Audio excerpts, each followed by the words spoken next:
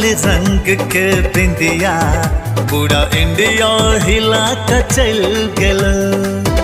अच्छा से बात। तोहर लाल रंग के बिंदिया पूरा इंडिया हिला के चल गेल।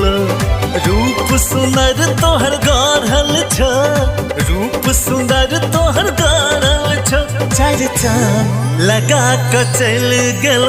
हमर